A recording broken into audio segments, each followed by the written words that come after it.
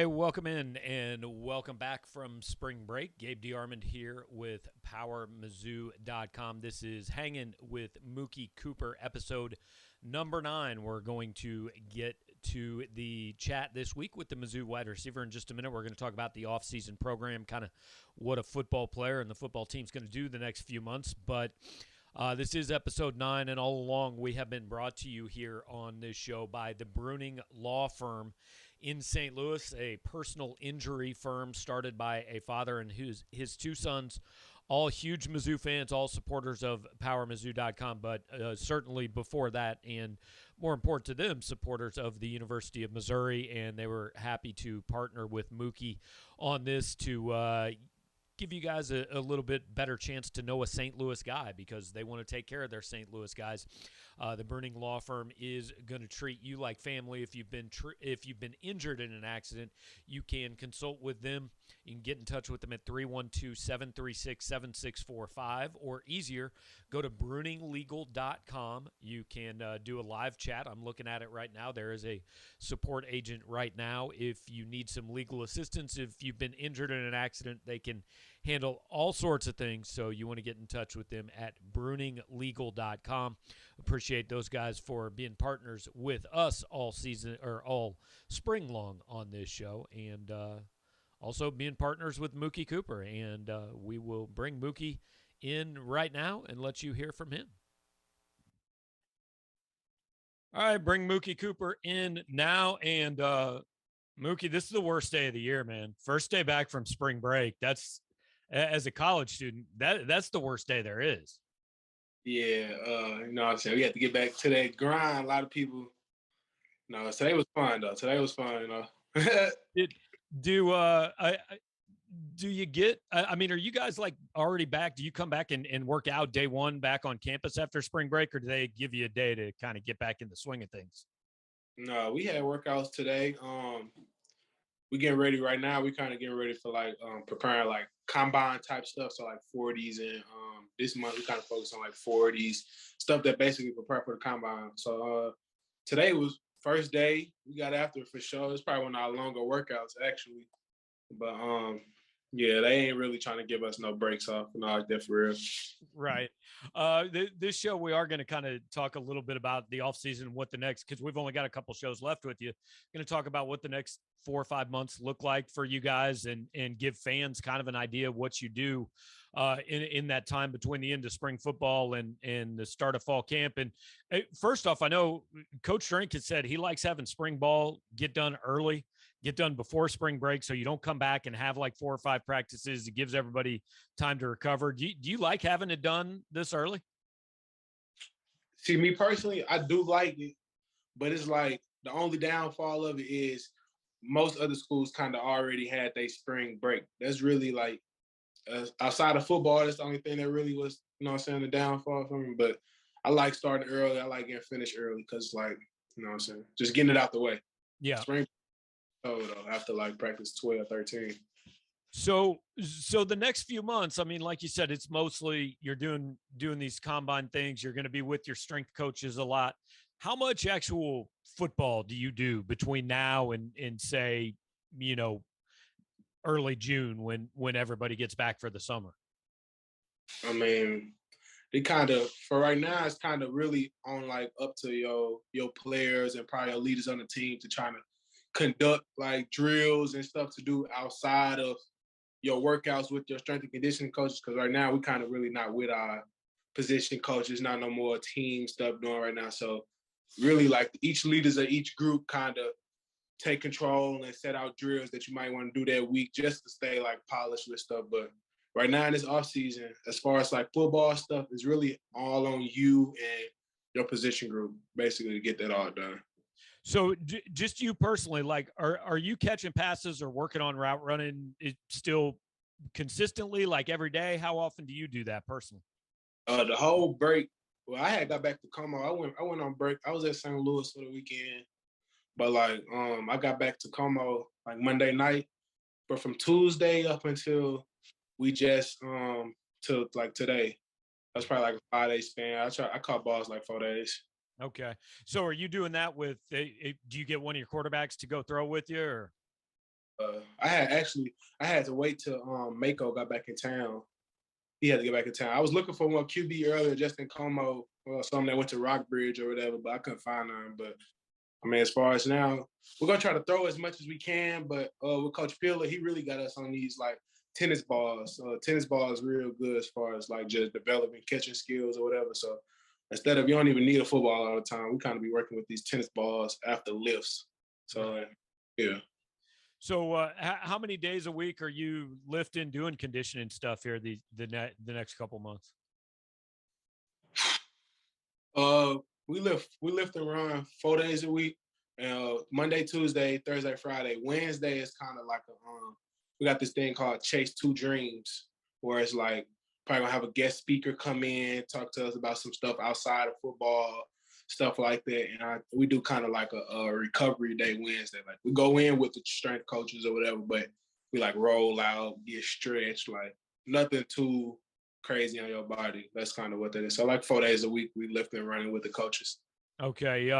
So I know you guys had, kind of a change in strength coach. So, I mean, I don't know how different it is from last year, because I know that Coach Russell came in at some point. Is he the main guy that runs things for you guys in the off season? He the top dog. He was the one who was here when I got here. Okay. That's who I met. So like for me, it's kind of the same head strength coach. We got a couple, like, I don't know how they rankings go or whatever, right. But I'm lower level coaches that got switched, but we got like 3-4 the same guys from last year. Okay. How well do you get to know those guys? And like, how important is it to kind of get along with those guys with how much time you spend with them in off season?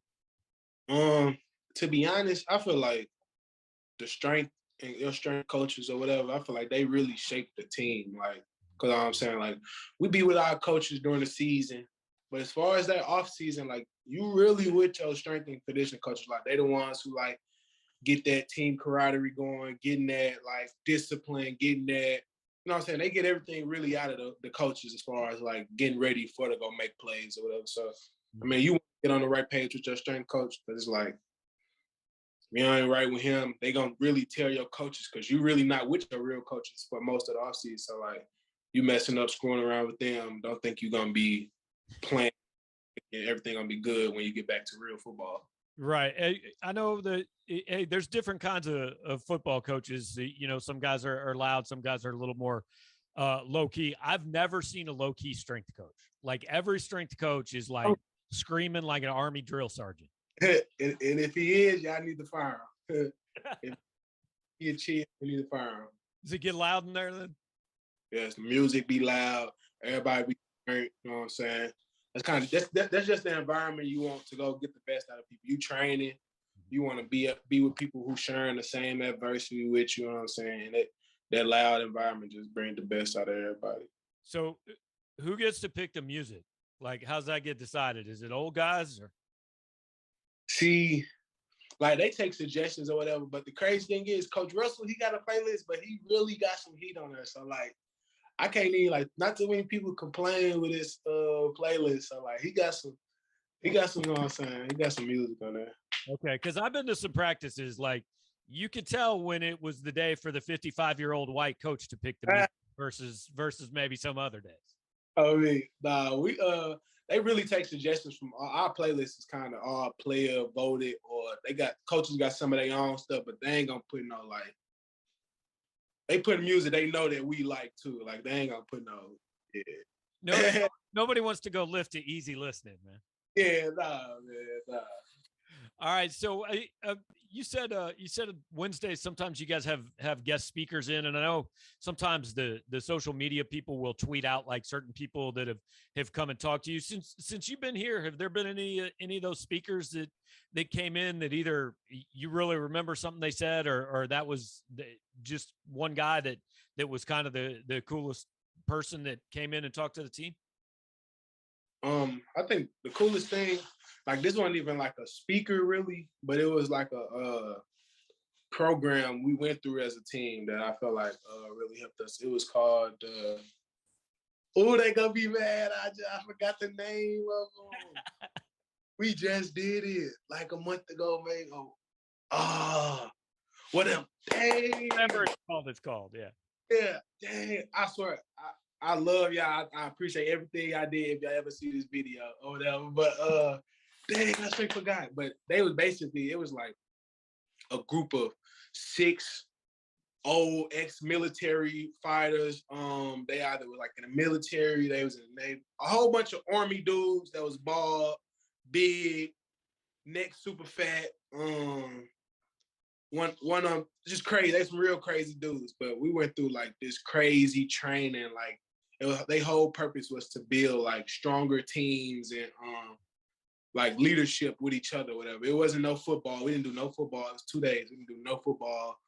They didn't teach us how to get fast, how to get stronger, how to catch better. None. It was all just simple drills you would think was so easy, but it was like you had to do it how the military do. You know how the military, everybody kind of got to be on the same page. So like say if y'all doing sit-ups, everybody got to raise up at the same time, count at the same time, go down at the same time. So we was doing stuff like that. And if one person mess up, we all had to start over. You couldn't yell at them. You had to learn how to talk without yelling. You had to learn how to give clear instructions, like stuff like that. And I think that's really what's probably one of the best things that they had come through for us. Yeah, and that's, I mean, I've been at a lot of practices where like everybody's got to make a certain time or something.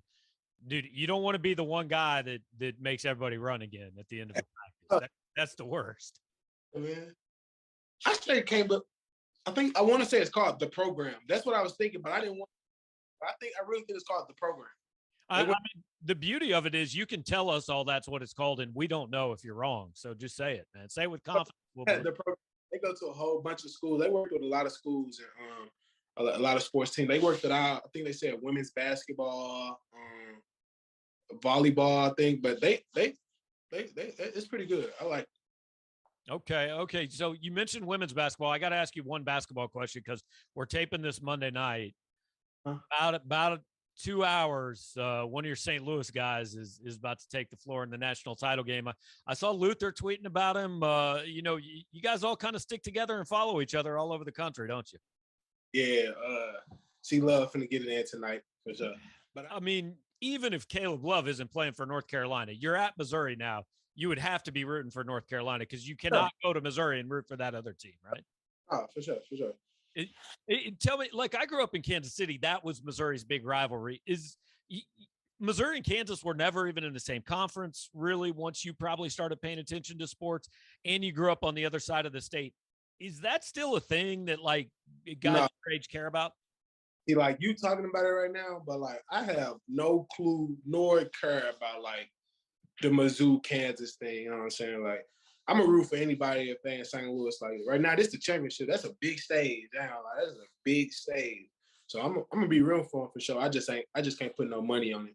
Right. So who do you guys view as like the rival? Is Arkansas a rival or is that the game? Yes, there are people who we would love to beat every year. We're not gonna say it's a rival, but we would love to beat them every year. We take great pride in that game. So other than that, I mean, I don't really know too many rivals. I say everybody a rival for real. Like, I really hate losing, so it's like we step on the field. You know what I'm saying? Yeah, I know. Every school has a game they call a rivalry, but I'm just curious since it'd be Arkansas. Yeah, since you were at Ohio State for a year, is all the stuff true about like that week? There's no M's in the building and all that, or is that all made up? Yeah, it was no M's in the building the whole year. First off, like every year when I first got there, we had to do like after every workout, we had to do these push-ups. It's called Team Up. I think it was called Team Up North push-ups, but I know every day, like after the workout, they had a clock. Like no matter what game, this whole season could be coming up. You could be playing Alabama first game, but it's a clock going around the building. It's a countdown to the day they played Michigan. So like every day after the workout, I think I first got there, it was like 200. I think we like at 200 age.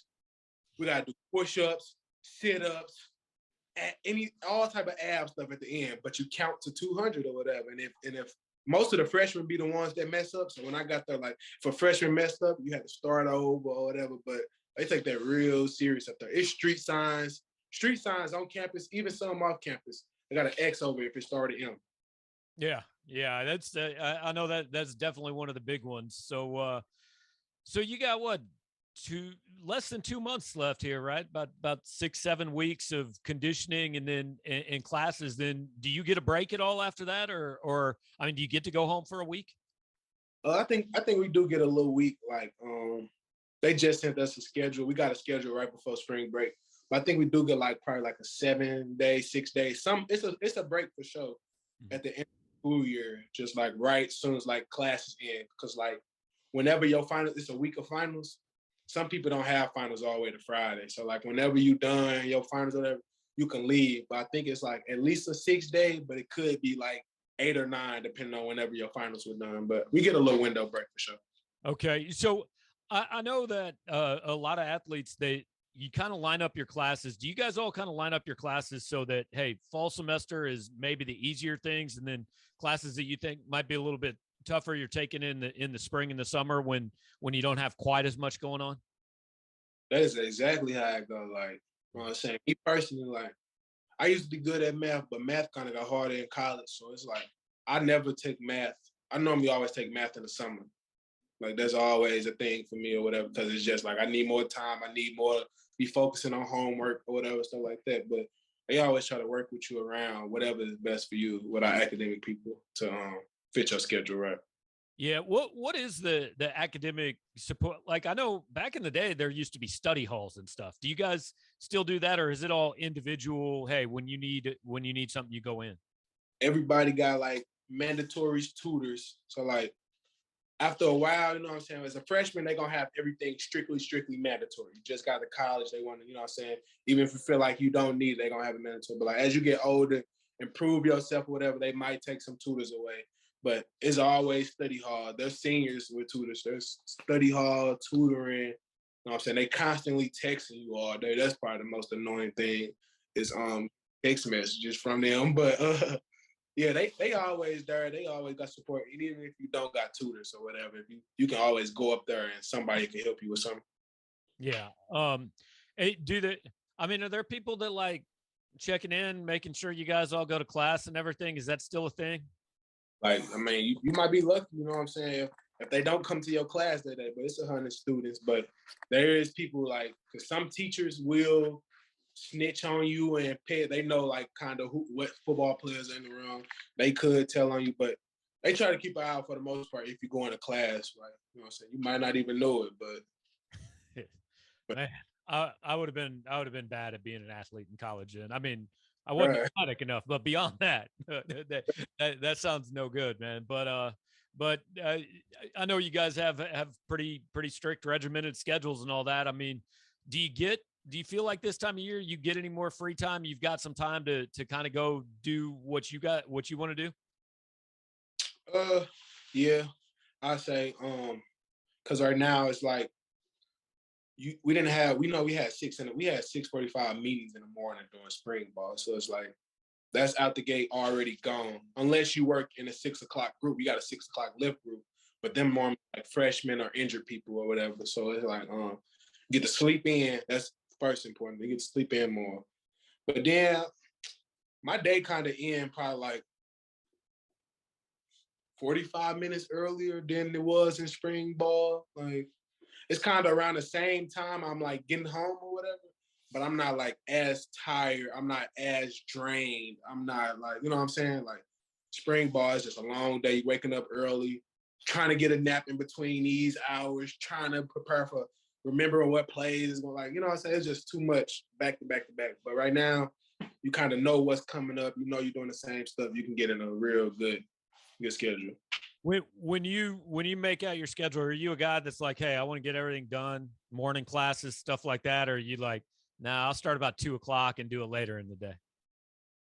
I mean, I be trying to like get stuff done for the most part early, but like I'm a dude that like need naps. Like Yeah. if I during the day, like they be like, "Mook, what's wrong? Why you looking like that?" Like I'm tired, bro. Like I need I need some sleep. But I mean, I try to get most stuff done.